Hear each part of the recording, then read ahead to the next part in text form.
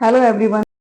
मैं डॉक्टर डॉली और आप सबका स्वागत करती हूँ अपने चैनल मौर्य साइंस गुरुकुल में। तो देखिए, मैंने अभी तक आपको बताया था कि किस तरीके से केमिकल रिएक्शंस लिखी जाती हैं, इक्वेशंस को कैसे बैलेंस किया जाता है। लेकिन अभी तक मैंने सिंबल्स नहीं बताए थे कि अगर कहीं पर हमने सब्सटेंस को सॉलिड लिया हुआ है या रिएक्टेंट को सॉलिड लिया है या गैसेस फॉर्म में लिया हुआ है या लिक्विड फॉर्म में लिया हुआ है या सॉल्यूशन फॉर्म में लिया हुआ है, तो हम सिंबल्स भी यूज करते हैं। तो आज मैं आपको बताने वाली हूँ कि किस तरीके से सिंबल्स का यूज किया जाता है। तो सिंबल्स को यूज करने के लिए देखिए, हम एक रिएक्शन का एग्जांपल ले रहे हैं। जैसे अगर आयरन की रिएक्शन अगर हम वाटर से कराते हैं तो यहाँ बनेगा फेरिक ऑक्साइड। इसके साथ साथ यहाँ पर हाइड्रोजन गैस रिमूव होती है। तो देखिए, यहाँ पर हमने जो आयरन लिया है, अगर हम यहाँ पे सिंबलिक फॉर्म की बात करें तो जो आयरन होगा वो सॉलिड होगा, तो हम यहाँ पर सिंबल लगाएंगे एस। और जो हमारा जो हम रिएक्शन करा रहे हैं, यहाँ पर हमने वाटर लिक्विड फॉर्म में नहीं लिया हुआ है, स्टीम फॉर्म में लिया हुआ है। जब कभी हम स्टीम फॉर्म में लेंगे तो हम यहाँ पर लिक्विड एल ना लिखकर इसको गैस लिखेंगे। तो यहाँ पर जो वाटर है ये स्टीम फॉर्म में है, मीन्स हमने वेपर लिया है, वाटर वेपर, फिर हम इसको गैसेस फॉर्म में लिखेंगे। अभी जो फेरिक ऑक्साइड बना है ये सॉलिड फॉर्म में बना है, और हमें पता है जो हाइड्रोजन है वो गैसेस फॉर्म होता है, तो हम यहाँ पर इसको जी से रिप्रेजेंट करेंगे।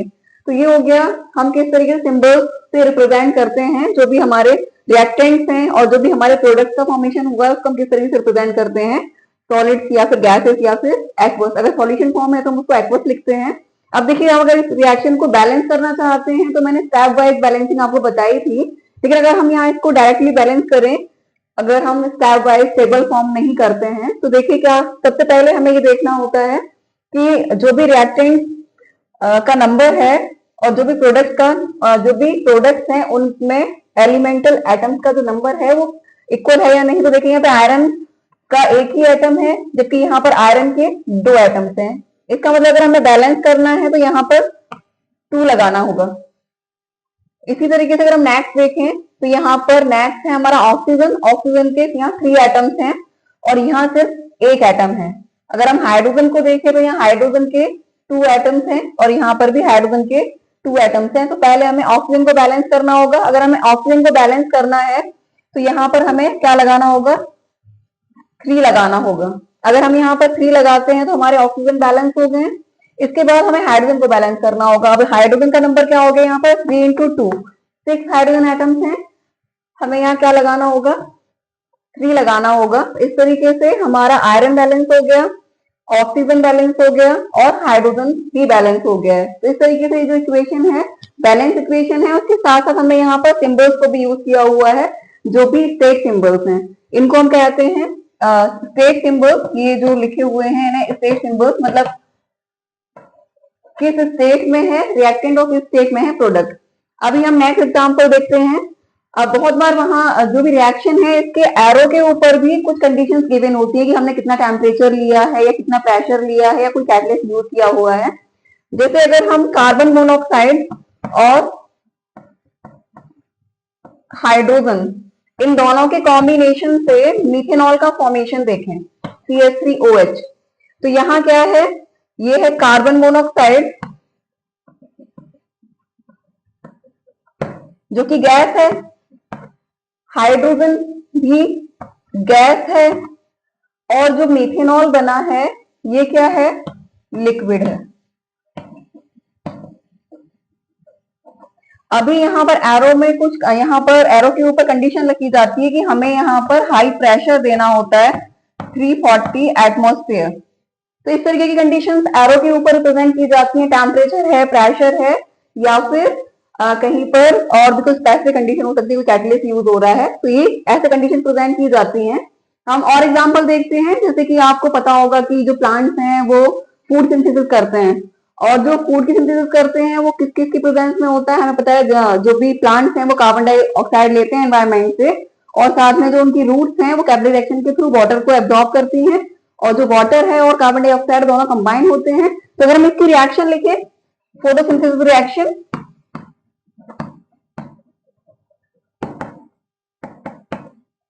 तो यहाँ क्या होगा, हमने जो भी प्लांट्स हैं उसने कार्बन डाइऑक्साइड गैस को लिया, साथ में वाटर को एब्जॉर्ब किया, और हमें पता है फोटोसिंथेसिस के थ्रू वो अपना फूड का प्रोडक्शन करते हैं। और फूड किसके फॉर्म में होता है?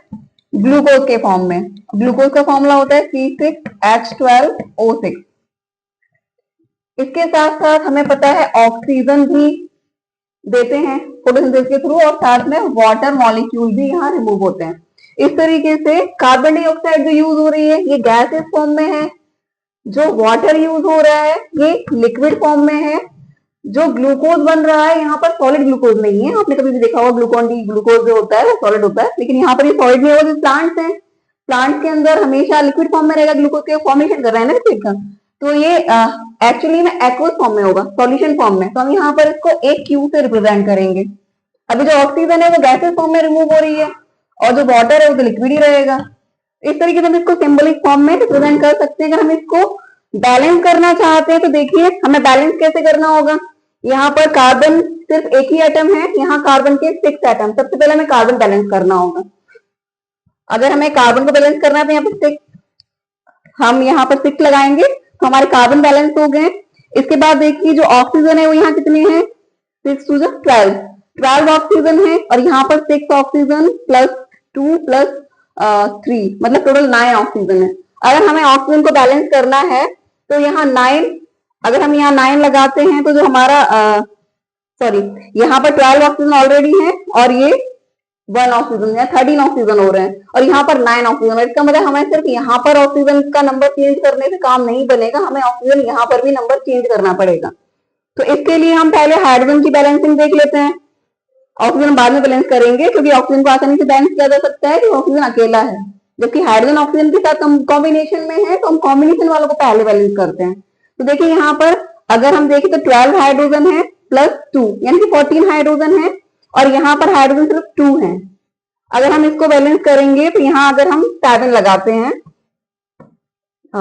12 प्लस 2 14, अगर हम यहाँ पे 7 लगाते हैं तो यहाँ 14 हाइड्रोजन हो जाएंगी, लेकिन ऑक्सीजन यहाँ पर 7 हो गए, 7 प्लस 12 यानी कि 19। अगर हम यहाँ पे बैलेंस करना चाहते हैं तो 6 प्लस 7 और ये 9, बैलेंसिंग नहीं हो रही है। यहाँ पर हमें बैलेंसिंग कैसे करनी होगी कि यहाँ नॉर्मली जो भी वाटर मॉलिक्यूल्स यहाँ पर यूज होते हैं वो 12 वाटर मॉलिक्यूल्स यूज होते हैं। अगर हम यहाँ 12 लगाते हैं तो यहाँ जो हमारी हाइड्रोजन होगी वो 12 टू 24, यहाँ पर 12, अगर हम यहाँ 6 लगा दें तो 6 टू 12 और 12 24, यहाँ पे हाइड्रोजन 12 टू 24 बैलेंस हो जाएगा। अगर हम ऑक्सीजन देखते हैं तो ऑक्सीजन यहाँ पर हमारा 12 है प्लस 12, टोटल 24 ऑक्सीजन हो गया। यहाँ हमारा 6 ऑक्सीजन है, यहाँ हमारा 6, टोटल 12 हो गए। अगर हम यहाँ पर भी 6 लगा दें तो 6 टू 12, इस तरीके से ये जो इक्वेशन है वो बैलेंस हो जाती है। तो ये हमारी जो फोटोसिंथेसिस रिएक्शन है ये इस तरीके से बैलेंस हो जाती है। तो देखिए ये पूरा टोटल इस तरीके से हम बैलेंसिंग कर सकते हैं इक्वेशंस की। अब हम बात करेंगे कि एक्चुअली में जो केमिकल इक्वेशंस होती है, रिएक्शंस होती है, वो कितने टाइप की होती हैं। तो देखिए जो केमिकल रिएक्शंस का अगर हम टाइप्स देखें, types of chemical reaction,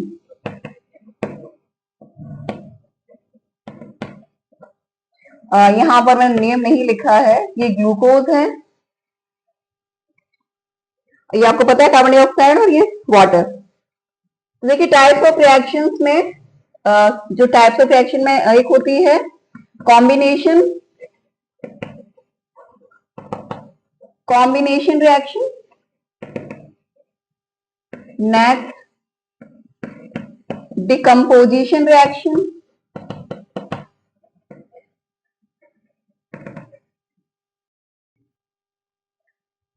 third है डिस्प्लेसमेंट रिएक्शन,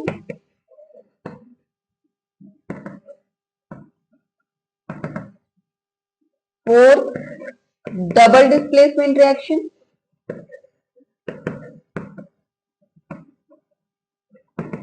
और जो आपके कोर्स में है लास्ट रिएक्शन वो है ऑक्सीडेशन एंड रिडक्शन रिएक्शन।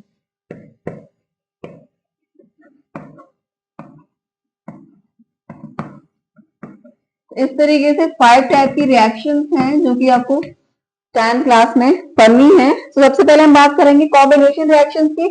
तो देखिए जो कॉम्बिनेशन रिएक्शन है, जैसे कि नाम से ही पता चल रहा है कि कॉम्बिनेशन मीन कोई भी दो कंपाउंड जो होंगे वो आपस में कंबाइन करेंगे और कंबाइन होकर एक नया कंपाउंड बनाएंगे जिसको कि हम प्रोडक्ट कहेंगे। यानी रिएक्टेंट्स दो होंगे या दो से ज्यादा भी हो सकते हैं, और जो प्रोडक्ट का फॉर्मेशन होगा वो एक सिंगल प्रोडक्ट का फॉर्मेशन होगा, उसके साथ में कुछ और साइड प्रोडक्ट भी बन सकते हैं। तो इसे हम बोलते हैं कॉम्बिनेशन रिएक्शन। तो हम सबसे पहले कॉम्बिनेशन रिएक्शन की बात करेंगे।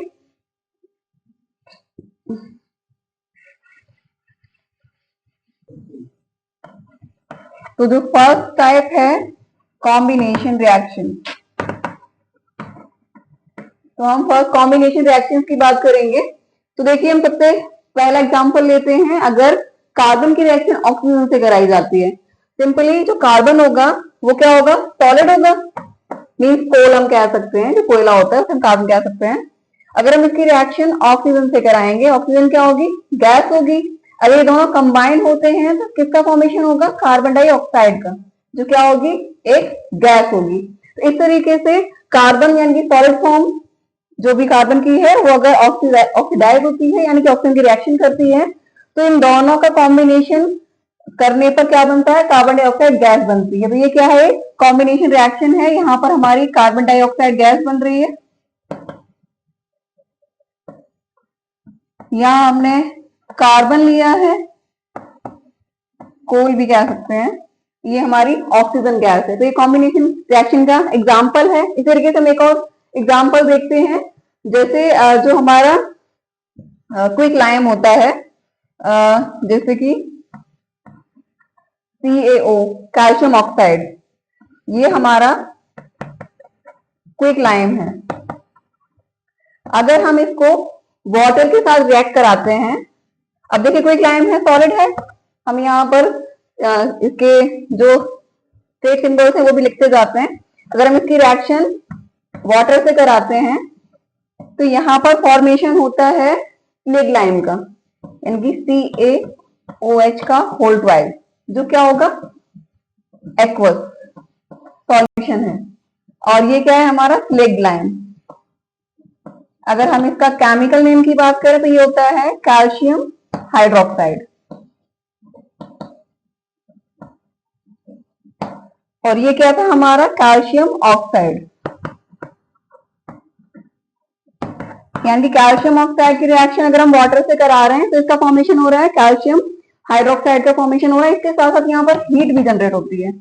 ये सिंपल सा एग्जांपल, अगर आपके यहाँ पर घर पे व्हाइट वॉश होती होगी तो आपने देखा होगा व्हाइट वॉश के जो छोटे छोटे पीसेस होते हैं जो कैल्शियम ऑक्साइड कहते हैं, जिसको एक लाइम, अगर उसको हम पानी में डालते हैं तो आपने देखा होगा एकदम से बबल के फॉर्म में हीट जनरेट होती है।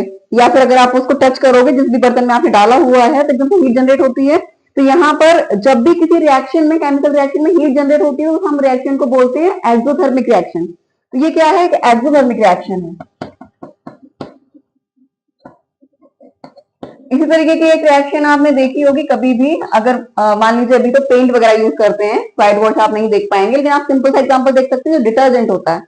अगर आप कभी भी डिटर्जेंट को हाथ से रख के उस पर पानी डालेंगे तो आप देखेंगे कि आपको हाथ से थोड़ा गरम गरम फील होगा। तो ये क्या होता है, एक्सोथर्मिक रिएक्शन का एग्जांपल है। सिंपली आप आइडेंटिफाई कर सकते हैं कि एक्सोथर्मिक रिएक्शन क्या है, जहां पर हीट जनरेट हो रही है किसी भी प्रोडक्ट के साथ में। तो देखिए यहाँ पर हमने कॉम्बिनेशन रिएक्शन देखी है, साथ में हमने ये भी देखा कि ये क्या है, एक एक्सोथर्मिक रिएक्शन है जो कि हीट जनरेट करती है। तो यहाँ पर एक सिंगल प्रोडक्ट बन रहा है दो के कॉम्बिनेशन से। इसी तरीके से अगर हमारा जो ये कैल्शियम हाइड्रोक्साइड या फिर स्लेग लाइम बना है, इसकी रिएक्शन अगर हम कार्बन डाइऑक्साइड से कराएं, सिंपली हम क्या करते थे पहले, अभी तो पेंट यूज करते हैं, हमने बताया, पहले जो ये हमारा कैल्शियम हाइड्रोक्साइड का सॉल्यूशन बनता था, इसको पेंट किया जाता था वॉल से। तो क्या होता था, कुछ टाइम 2-3 दिन बाद जो एनवायरमेंट की कार्बन डाइऑक्साइड होती थी उसके साथ में कंबाइन होता था और कैल्शियम कार्बोनेट का प्रेसिपिटेट बनाता था, जो ड्राई फॉर्म में अच्छा स्लाइड हो जाता था। अगर हम इसकी रिएक्शन देखें तो क्या हो जाएगी, CaOH का होल ट्वाइस प्लस CO2, जो रिएक्शन होगी ये हो जाएगी CaCO3 प्लस हाइड्रोजन गैस। तो इस तरीके से यहाँ जो ये बनेगा ये क्या होगा हमारा, कैल्शियम कार्बोनेट। तो ये हमारी कॉम्बिनेशन रिएक्शंस हैं। नेक्स्ट रिएक्शन के बाद में बात करेंगे। आज की वीडियो में इतना ही। Thank you. नेक्स्ट वीडियो जरूर देखें।